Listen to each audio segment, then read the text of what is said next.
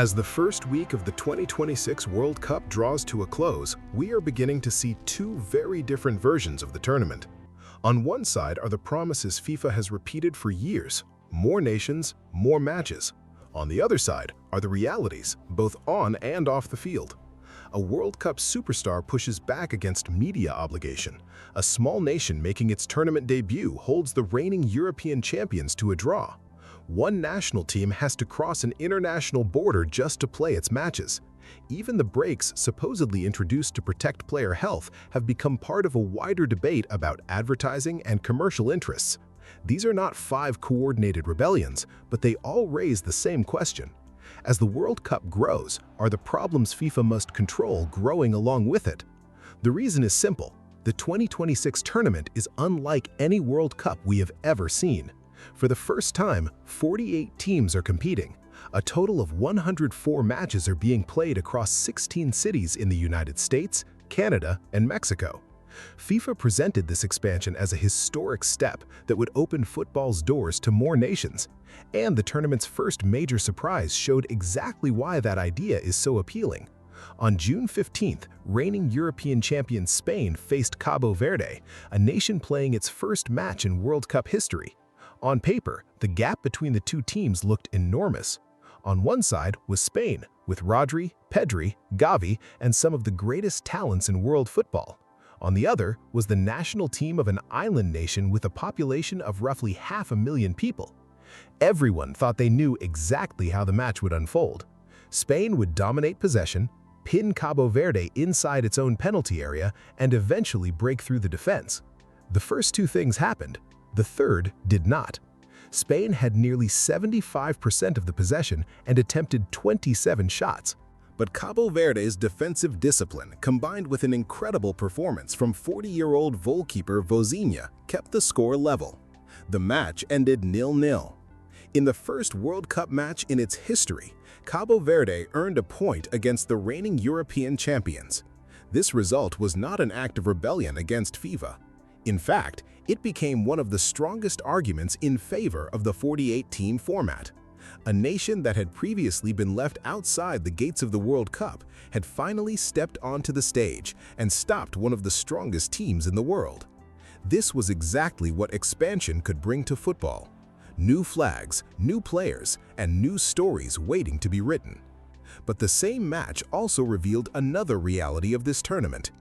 Cabo Verde's hero, Vinícius, could not hold back his tears after the final whistle. His mother had been unable to watch the historic match from the stands. The visa process and the financial cost of traveling to the United States had prevented his family from reaching the tournament. FIFA had opened the doors of the World Cup to an entire nation, but those same doors were still difficult for the nation's supporters and families to walk through.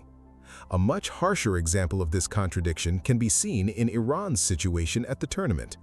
Iran is an experienced national team making its 7th World Cup appearance. However, the players have been unable to establish a normal training camp in the United States during the competition. The team was originally expected to be based in Arizona, but because of visa and political issues, its base camp was moved to Tijuana, Mexico. Iran's players have to cross the border whenever they play a match in the United States. After each game, they return to Mexico. And the problem extends far beyond hotel arrangements or flight schedules. Reports indicated that 15 officials connected to the Iranian Football Federation were denied visas. The absence of several important administrative and technical staff members increased the pressure on those who were able to join the team. Iran drew 2-2 with New Zealand in its opening group match in Los Angeles. After the game, head coach Amir Galanoui openly stated that the travel and visa problems had affected his team's preparation. Reports also suggested that the demanding travel schedule had prevented the players from resting properly. Some players suffered cramps linked to fatigue as well. The issue isn't that Iran refused to take the field. What makes the situation remarkable is that the team had to take the field despite all these conditions. FIFA promotes the tournament as a universal football festival that brings the world together. Yet one of the participating nations has to cross an international border every time it needs to reach a match. At the same time, important federation officials cannot be with the team. This means the conflict between football's message of unity and the host nation's political and security policies has entered directly into the team's training camp. There may be government decisions that FIFA cannot control, but FIFA's responsibility is not limited to creating the match schedule. Ensuring that every team has similar preparation and training conditions is also essential to the World Cup's sporting credibility. The tournament's third major pressure point concerns heat and player welfare. FIFA announced that 3-minute hydration breaks would be used in both halves of every match at the 2026 World Cup. These breaks take place at around the 22nd minute, regardless of the temperature. FIFA presents the rule as a new measure designed to put player welfare first. At first glance, that may seem difficult to oppose. In a summer tournament spread across 3 countries and several very different climate zones, players clearly need opportunities to hydrate. In cities with high temperatures and extreme humidity, even a few minutes of rest can make an important difference. However, health and climate experts argued that FIFA's plan was not enough. In an open letter published before the tournament, experts said 3 minutes was too short for players to cool their bodies effectively and rehydrate properly. They called for 6-minute cooling breaks, stronger protocols based on scientific measurements, and independent oversight. The controversy intensified when broadcasters began using these breaks as advertising space. FIFA says the main purpose of the rule is to protect player welfare. But critics argue that holding the breaks at the same time and for the same length in every match creates a predictable commercial window for broadcasters. The problem is not that players are given 3 minutes to drink water. The problem is that when player welfare and commercial interests are involved in the same decision, it becomes difficult to identify the real priority. Experts say 3 minutes is not enough. At the same time, the current format fits perfectly into the broadcast schedule.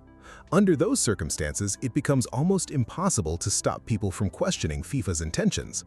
This is where Vinícius Júnior's decision to reject a halftime interview becomes meaningful. During Brazil's match against Morocco, footage appeared to show Vinícius being asked to give an interview at halftime. The Brazilian star refused. When he was reportedly told that he could receive a fine, he responded, "We will pay the fine, but we are not giving the interview." This moment alone was not a major football revolution. Players have rejected media duties and disagreed with federations before, but Vinícius's reaction reminded everyone that the modern World Cup expects players to do much more than simply play football. Today's stars are also part of the tournament's broadcast product, social media campaigns, sponsorship system, and global entertainment package. Scoring goals, competing, and representing their countries is no longer considered enough. They are also expected to stand in front of a camera at a specific moment, create content, and help the broadcast schedule run smoothly. That is why Vinícius's brief response spread so quickly. It represented far more than a short halftime interview. One of football's most valuable players made it clear that he would not automatically accept every demand made by the institutional machine.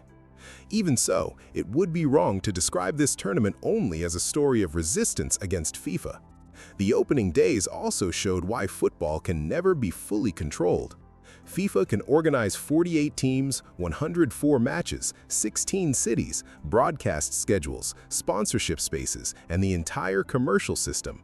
But FIFA cannot plan the resistance Cape Verde will show against Spain.